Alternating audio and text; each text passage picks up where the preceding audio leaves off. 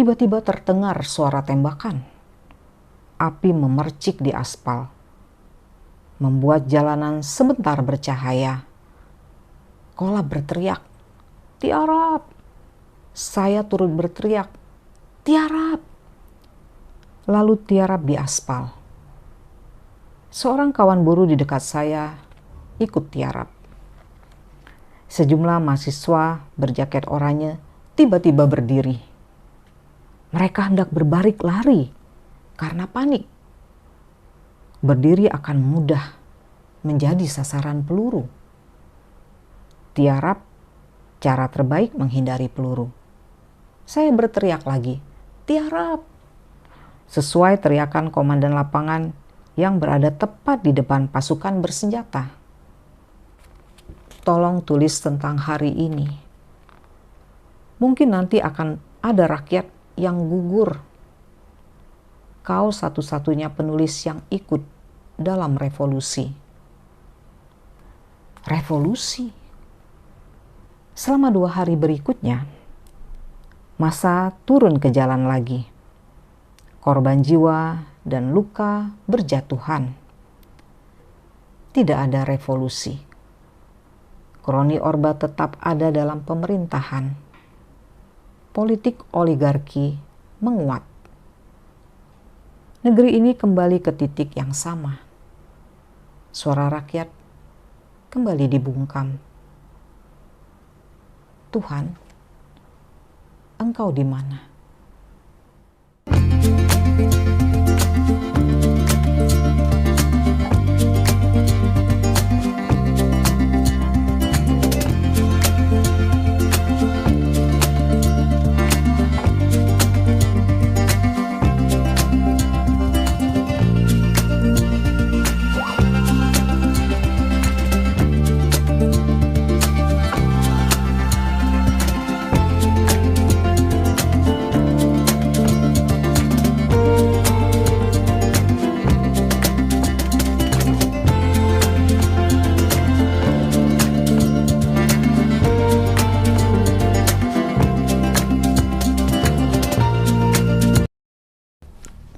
Teman-teman, kita jumpa lagi di vlog cerita Makcik Linda dalam episode ke-24.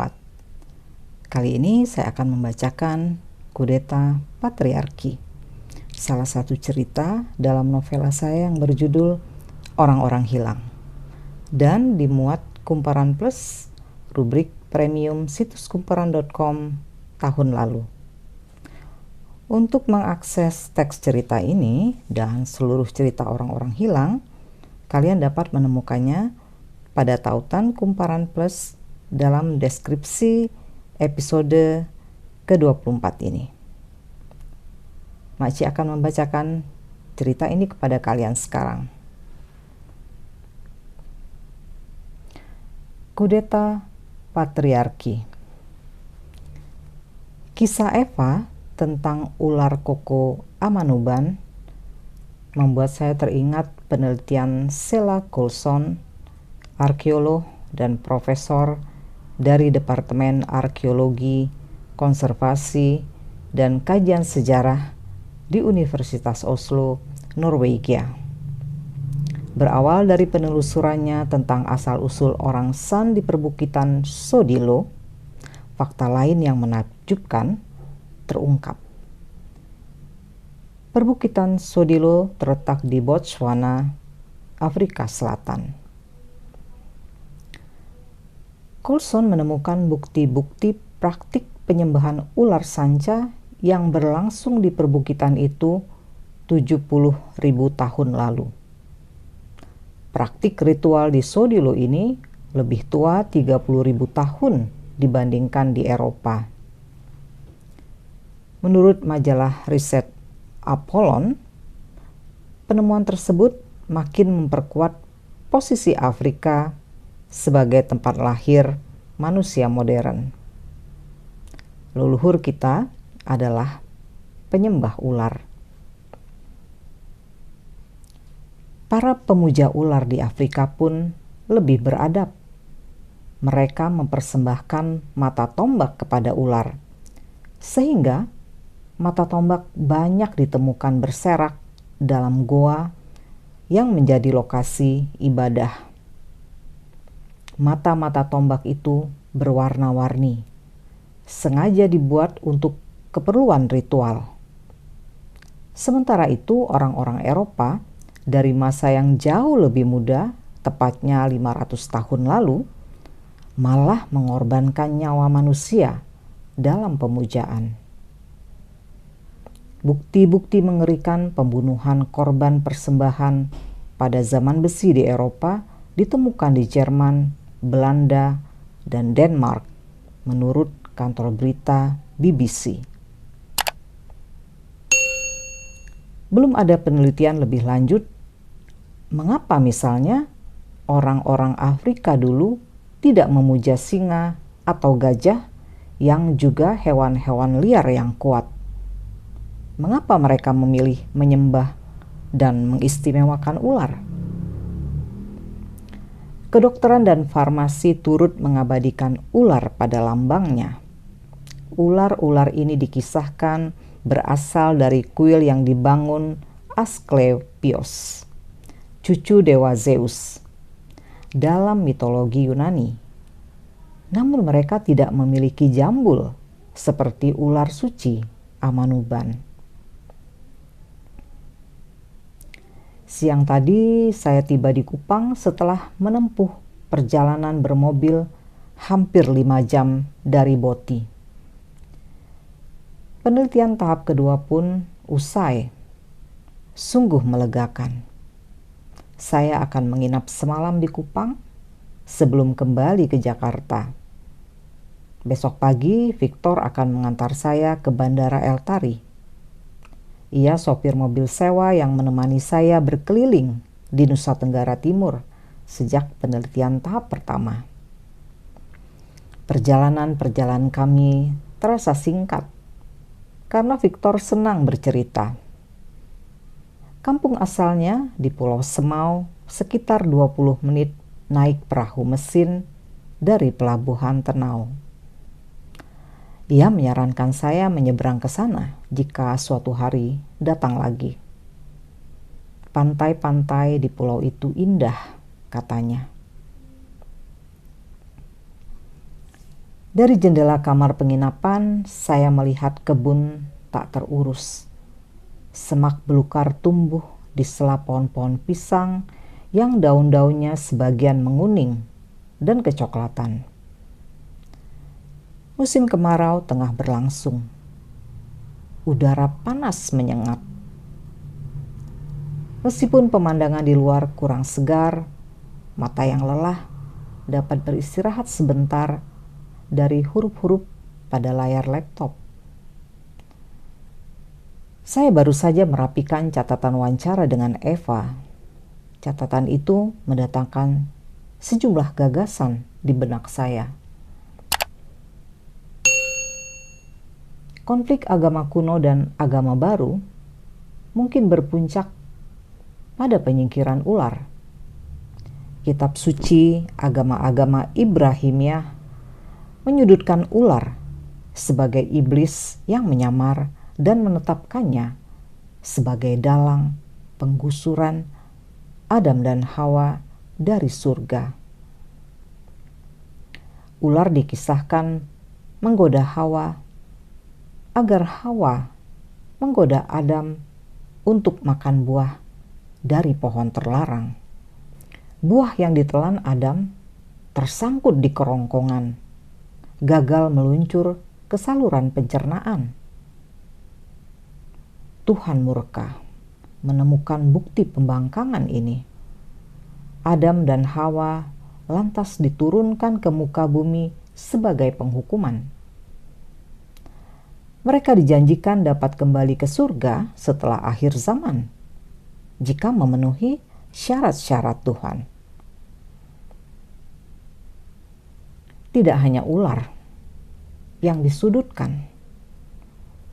Hawa dianggap penyebab dosa awal manusia dan kesengsaraan ras manusia.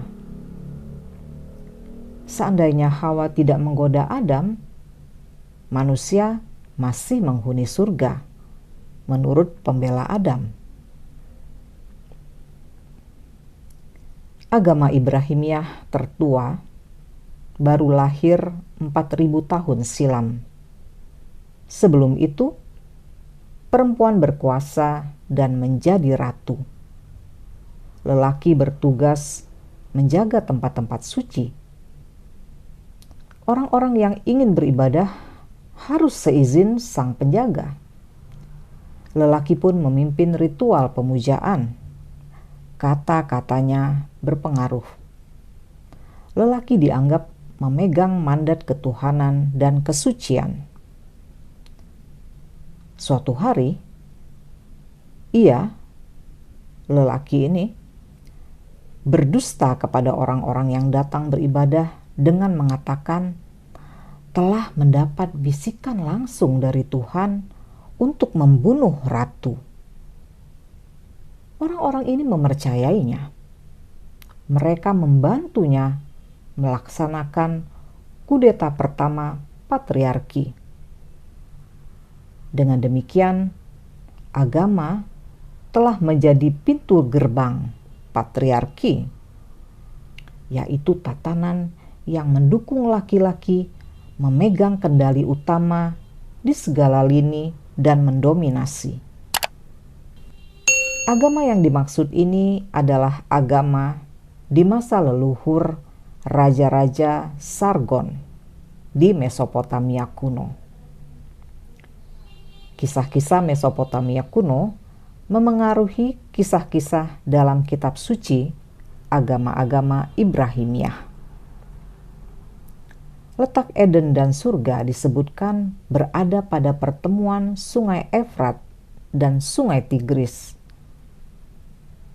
Sejak kudeta merangkak itu, perempuan tidak habis-habisnya menanggung derita. Para perempuan mencoba membalas kejahatan terbesar terhadap perempuan dalam sejarah peradaban bumi ini dengan antara lain menjadi hantu. Perempuan tidak menguasai pemerintahan, tidak memiliki angkatan bersenjata, dan tidak berpengaruh di rumah-rumah ibadah. Sehingga salah satu taktiknya adalah menggunakan kekuatan gaib. Ini kesimpulan sementara Nur Hasanah Abdullah, antropolog dari Universitas Hasanuddin. Saya bertemu dengan Nur di Makassar ketika menjadi pembicara diskusi tentang perempuan dan okultisme yang diselenggarakan komunitasnya. Seluruh parakang di Sulawesi Selatan dan Sulawesi Barat adalah perempuan yang mewariskan ilmu sihir ini kepada anak-anak perempuan mereka. Palasik di Sumatera Barat adalah perempuan. Kuyang di Kalimantan adalah perempuan. Namun, dendam kesumat membuat mereka membabi buta. Korban mereka ibu-ibu hamil, kaum perempuan juga. Karin, bukankah itu namanya senjata makan tuan? Senjata makan nyonya. Hantu dan korban sama-sama perempuan. Patriarki tentu makin solid, ujar Nur. Ia menyatakan kudeta tersebut telah menghancurkan perempuan dari luar dan dari dalam. Bukan hanya jantung peradaban yang tercerabut, sendi-sendinya runtuh di haribaan patriarki, katanya. Berkali-kali Nur menyeka keringat sambil merapikan kerudung di rumah makan ikan bakar itu, di tengah penjelasannya yang bersemangat. Sudah 3 gelas air habis diminumnya. Pendapat Nur tentang Adam dan Hawa malah melibatkan suaminya. Hawa itu tergoda, lalu menggoda Adam, dan Adam tergoda. Mereka berdua ini lemah iman. Sama-sama salah, kata suamiku. Kesalahan bersama itu harusnya menjadi pijakan bagi kesetaraan, yaitu memperbaiki bersama apa yang perlu diperbaiki di muka bumi ini. Kadang-kadang saya sukar membedakan Nur sedang bergurau atau serius. Tiap kali melihat nomor teleponnya muncul di layar telepon seluler, saya tidak bisa menahan tawa sebelum ia bicara. Kalimat pertamanya selalu sama. Kapan kita kudeta, Karin? Ini sudah terlalu lama. Nur juga mempersoalkan nama keluarga kami. Coba kamu renungkan. Kenapa nama ayahku dipasang di belakang namaku, Pak Abdullah ini? Nama ayahmu, Pak Ramli, jadi nama belakangmu. Apa salahnya nama ibu kita dipasang jadi nama belakang kita? Ini semua gara-gara kudeta. Persahabatan saya dan Nur melampaui batas-batas umum kelucuan dan keseriusan manusia. Kadang-kadang saya tertawa sendiri mengenang penjelasan Nur yang mungkin ada benarnya. Saya memeriksa kembali foto-foto penelitian yang tersimpan dalam laptop. Ada foto Sonat atau Istana Amanuban. Sonat tidak seperti istana atau keraton yang kita kenal di Jawa. Lebih mirip rumah besar yang dihuni raja. Sonat menjadi sakral karena raja tinggal di situ.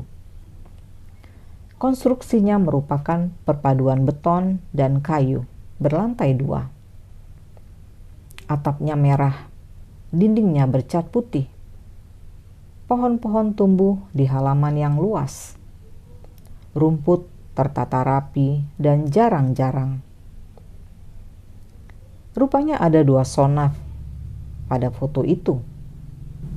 Pertama, istana yang ditempati raja, letaknya agak di bawah dan pernah dipugar di masa Kusanope menjabat Bupati pertama Timur Tengah Selatan pasca Indonesia merdeka. Kedua, sonat yang terletak di atas bukit dan tidak digunakan lagi. Ular suci dulu berada dekat sonat yang telah terbengkalai ini. Sebagian bangunannya menempel pada dinding bukit. Halamannya adalah jurang yang menganga. Satu-satunya orang yang mengetahui detail kisah ular itu hanya Eva Lenamah. Serombongan orang yang memindahkan ular dari Niki-Niki dulu sudah meninggal.